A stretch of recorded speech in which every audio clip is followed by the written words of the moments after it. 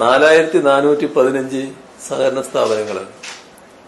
അവയിൽ പൊതുവായ സോഫ്റ്റ്വെയർ നടപ്പാക്കണം. അത് നേരത്തെ ആലോചിച്ചുകൊണ്ടിരിക്കുന്ന കാര്യമാണ്. അതിനായി 2021 ടെൻഡർ, ആ ടെൻഡർ അനുസരിച്ച് 206 കോടി രൂപക്ക് ടാറ്റ കൺസൾട്ടൻസി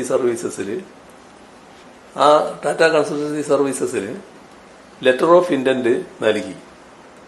പക്ഷേ 2024 ഒക്ടോബറിൽ അവർ ഏകപക്ഷീയമായി പിന്മാറി.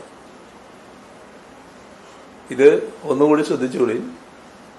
2024 അവര് പിൻവാങ്ങുന്നത്. 2021 ടെൻഡർ. ആ ടെൻഡർ അനുസരിച്ചാണ് 206 കോടി രൂപക്ക് TCCന് കൺസൾട്ടൻസി ഈ ലെറ്റർ ഓഫ് ഇന്റന്റ് നൽകുന്നത്. അവര് പിന്മാറിയതിനെ തുടർന്ന് 2025 മാർച്ചിൽ ചീഫ് സെക്രട്ടറിയുടെ അധ്യക്ഷതയിൽ ചേർന്ന യോഗം, യോഗമാണ് കേട്ടോ. ആ യോഗം പുതിയ ടെൻഡർ ക്ഷണിക്കാൻ തീരുമാനിച്ചു.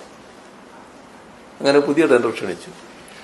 അപ്പോൾ ഹൈ ലെവൽ കമ്മിറ്റിയുടെ വിശദമായ പരിശോധന, നിയമവകുപ്പിന്റെ അനുമതി, ഇതെല്ലാം ലഭിച്ചതിന് ശേഷം ടെക്നിക്കൽ ഫിനാൻഷ്യൽ ബിഡുകൾ അത്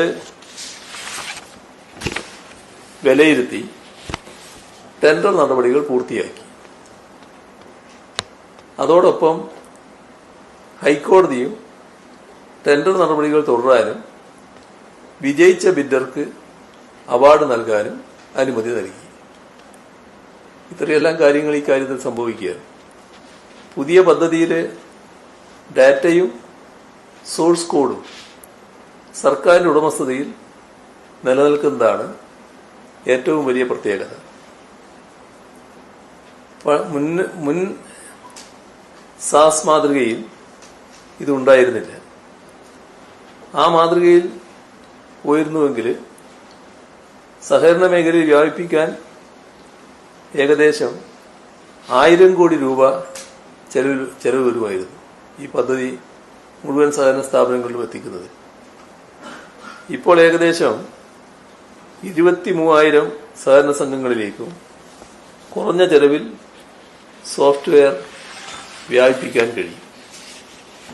മറ്റ് കമ്പനികളെ ഒഴിവാക്കിയെന്ന ആരോപണം തെറ്റാണ്. ഏകദേശം 45 കമ്പനികൾക്ക് കൺസോർഷ്യം രൂപത്തിൽ പങ്കെടുക്കാൻ അവസരം നൽകിയിരുന്നു. സാങ്കേതിക വിലയിരുത്തലിന് യോഗ്യമായ കമ്പനിക്ക് ഉയർന്ന മാർക്ക് ലഭിച്ചു. അത് ഹൈക്കോടതി അംഗീകരിക്കുകയും ചെയ്തു. ഇത്രയെല്ലാം സുതാര്യമായി നടന്ന ഒരു കാര്യത്തിലാണ് അഴിമതി ആരോപണമായിട്ട് വരുന്നത്. അപ്പോൾ ആരോപണം ഉന്നയിക്കുക, അത് മാത്രമാണ് ഉദ്ദേശം. എല്ലാം സുതാര്യമായി നടന്നതാണ്. ഈ ആരോപണത്തിൽ ഒരു വസ്തുതയും ഇല്ലാത്തതുമാണ്.